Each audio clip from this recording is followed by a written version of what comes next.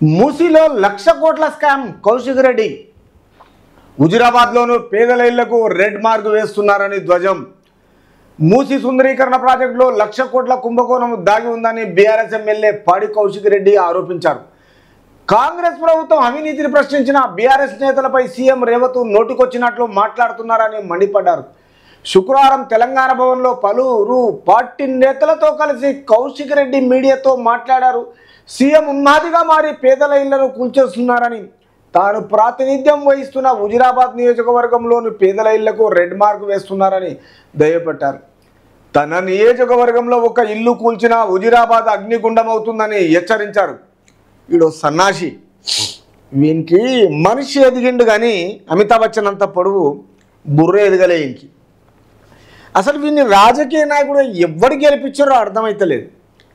ఎందుకంటే వీడు అసెంబ్లీ ఎలక్షన్లప్పుడు ఈటల రాజేందరు గట్టి పోటీ ఇచ్చిండు, గెలుస్తాడనే మూమెంట్లో నన్ను మీరు గెలిపియకపోతే నా శివయాత్రనే బయలుదేరుతుంది ఈ హుజురాబాద్కి వెళ్ళని అవకాశవాదిగా తెలంగాణ రాష్ట్రంలో ఇట్లాంటి చీటర్ను ఎవ్వరూ తెలంగాణ ప్రజలు చూడలేదు. నా శివయాత్ర బయలుదేరుతుంది అనేసి భార్యను ఒక పక్కన, బిడ్డను ఒక పక్కన, అందరినీ ఫ్యామిలీని తీసుకొచ్చి ఇల్లు తిరిగి శివయాత్ర లేక అడుకొచ్చిన ఓట్లతో గెలిచిన ఈ సన్నాసి ఈడేమంటాడంటే, ఇప్పుడు ఆయన ప్రాతినిధ్యం ఎక్కడ సుందరీకరణ ప్రాజెక్టుల్లో 1,00,000 కోట్ల కుంభకోణం దాగి ఉందంట. అరే, మిగులు బడ్జెట్ను అప్పుల రాష్ట్రాన్ని చేసిందే మీ కేసీఆర్. అక్కడ 1,00,000 కోట్ల పైసలు ఎక్కడ ఉన్నాయి రా భయ్? 1,00,000 కోట్లు ఎక్కడ ఉన్నాయి? రైతులకు ఏదన్నా చేద్దామంటే గిన ₹1 లేకుండా చేసి పెట్టిపోయారు. వాళ్ళ అవసరానికి మూడోసారికి 24 వెహికల్ ఆంధ్రలో దాచిపెట్టుకున్నారు. మూడోసారి ఖచ్చితంగా గెలుస్తాము అనే నమ్మకంతో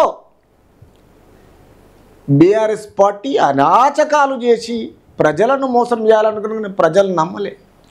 అయినా 10 సంవత్సరాలు టైం ఇచ్చారు ఈ దొంగలకు.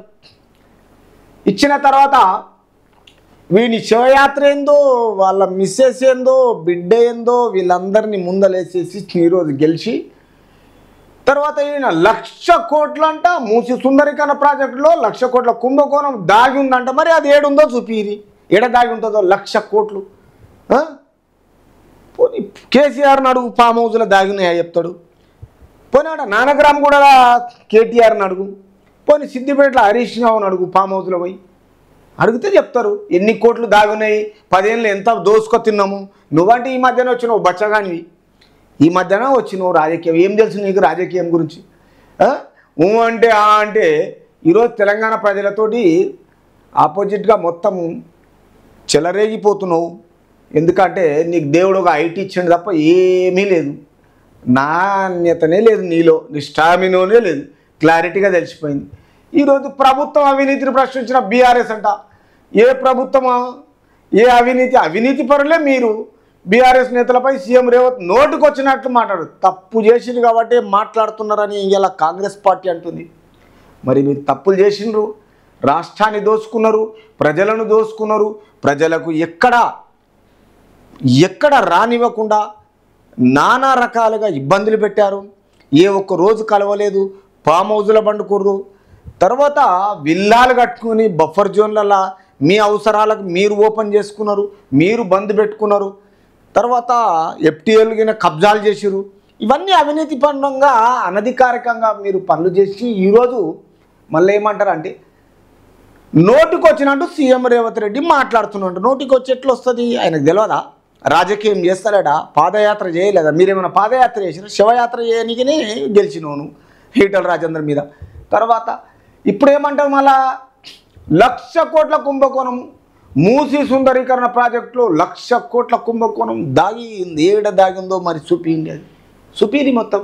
నువ్వు ఒకటి, జగదీష్ రెడ్డి ఒకటి, హరీష్ రావు ఒకటి, తర్వాత ఈటలు ఒకటి.